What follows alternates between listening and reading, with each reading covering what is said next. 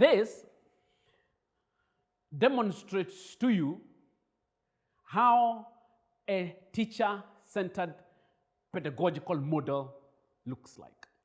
The idea is for you, this is you, even if it might not look like you right now,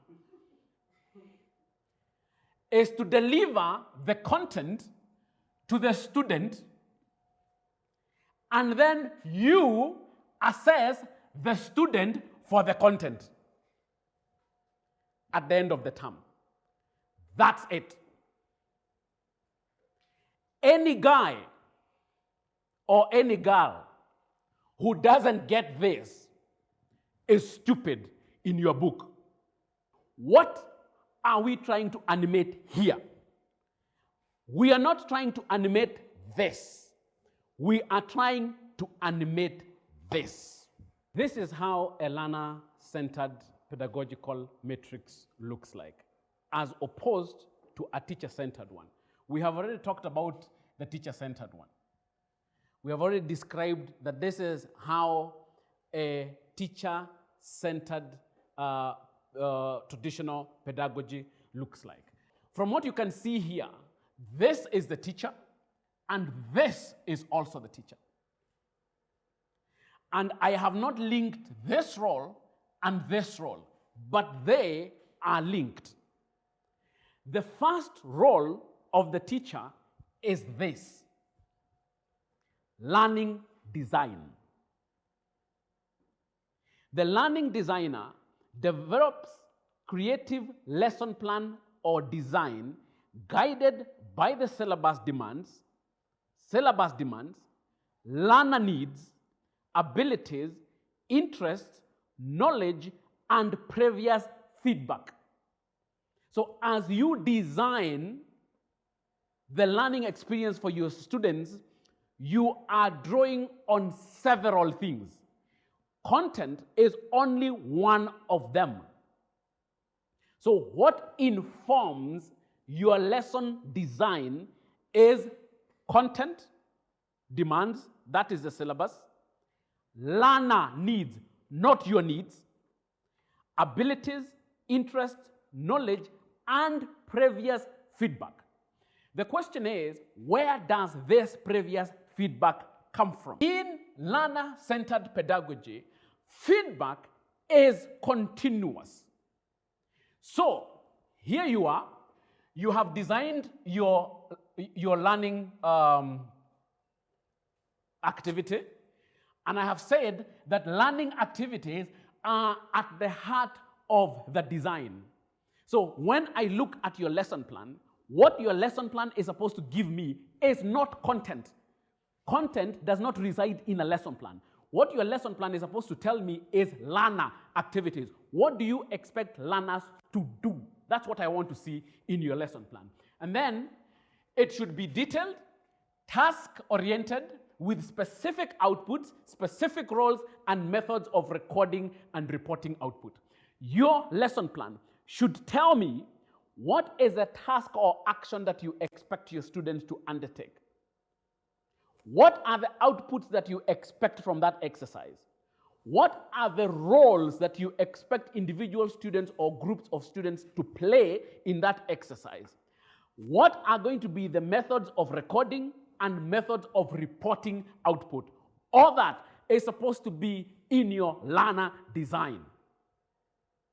Once you have designed that, and once you have made sure that the learning path is clear to your students who are well versed in independent learner skills. You are not designing this for a guy for whom independent learning skills are absent. It will not happen. Once you have designed the learning path, you know the content you want covered. You know how that content is going to be covered. You know by who. You know what information you expect these people to get in order to go through that learning experience. You have said how you wanted presented and how you want it communicated and how you want it published. Now, after that,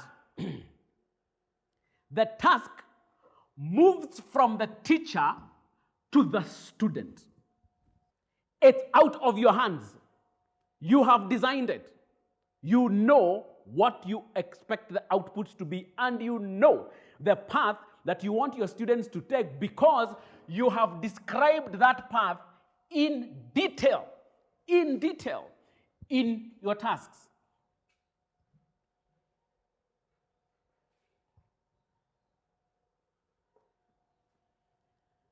You have already described what the learner should do. I have told you that the heart of the learning experience is learning activities. It is not content. It is learning activities. So you have said, these are the learning activities. You have given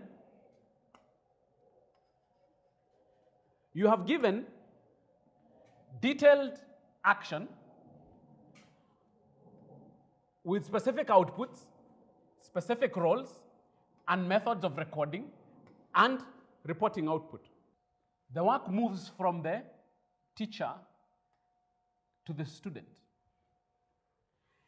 As soon as whatever lesson plan you have or whatever design you have has moved from the designer to the student, the designer becomes a facilitator.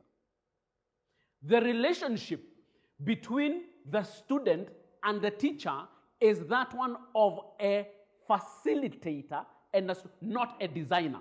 You are now supposed to guide the student to go through the process that you had designed.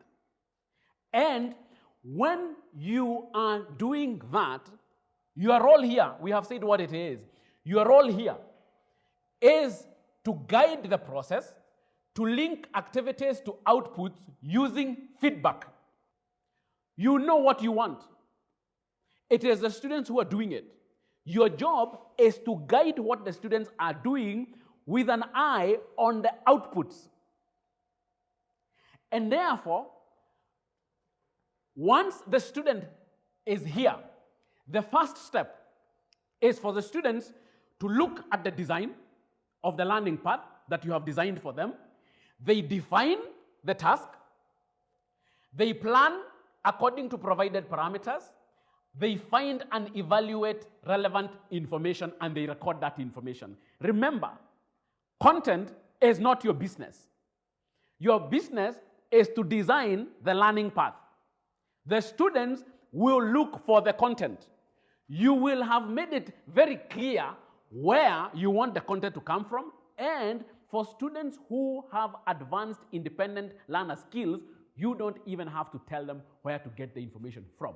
You just need to tell them the type of information that you need. That is the job of the student to do. What is your job in helping the student go through the loop? You are providing guidance and you're providing feedback. Meaning,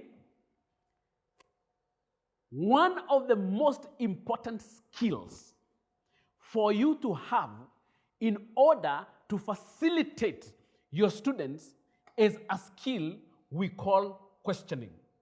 And then they come here, they synthesize and reflect, merge information and explain your position.